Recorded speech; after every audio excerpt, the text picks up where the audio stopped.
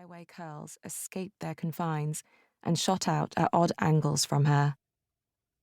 I am an unkempt thing, unsuitable for a wife. She had wanted to say, but the man was also unkempt, and in her efforts to prove a poor match, she had matched him. He did not look of society. Orabella could not imagine him in the salons of Bristol, with his thick beard and shaggy hair. He looked out of place even in the parlor surrounded by rose-coloured cushions, as did she. Her uncle was a businessman. The family had earned their wealth in textiles. It followed, it was her assumption, that this stranger must also be of similar standing. But she could not imagine what sort of business he would have with their family dressed and presenting as he was. Orabella had no room, she knew, to think so poorly of him. She was her own curiosity, so much so that even the status of her family, darling in Bristol, was not enough to force any suitable men to look past her quirks and shyness. The wealth of the Mumthropes would not flow through her to them through marriage. Her own father had died penniless when she was 9, and her mother long before that. She had been dead so long that Orabella couldn't tell whether she remembered her face, when she had cause to think of it, or the woman in her memories was only an abstraction of her own face. The only thing of note her mother had left her, her memory for such things had never been strong. And her father had left her his family, her family now. He's lied to him, she decided, holding the smile on her face and herself still, keeping the rapid pace of her heart from the rest of her. Told him there was a reward for me.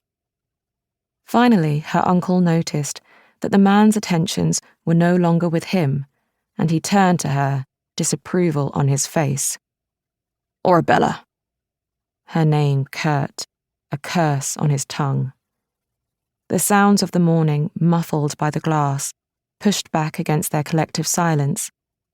Horses on cobbles, laundrywomen shouting greetings to day workers. A very normal morning, except it was not. Mid-morning, and she should be out with her aunt, attending to errands and society meetings. Orabella had feigned ill to meet this man, to shoo him away with the reality of her being. A little chain of gossip carried between the maids to her ears. It was they who had overheard the Mr. and the Mrs. discussing a caller. A gentleman caller.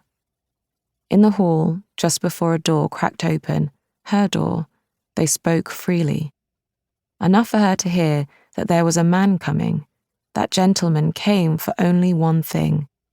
The plan was haphazard, foolish, and weak, but still she had stayed home, dressed carelessly, and come to the threshold to see him and to be seen. The man moved first, standing to greet her, efficient, graceless, and utilitarian like the rest of him, confident. 26, and this man was her first true suitor. He was not the first man she had ever encountered. She had been in society before, but he was the first to come to her uncle's parlor. The attention of society was only curiosity about the Mumthropes' strange niece. A few polite questions about her childhood, clumsy attempts to sniff out overlooked details that would prove she didn't really belong there, with them.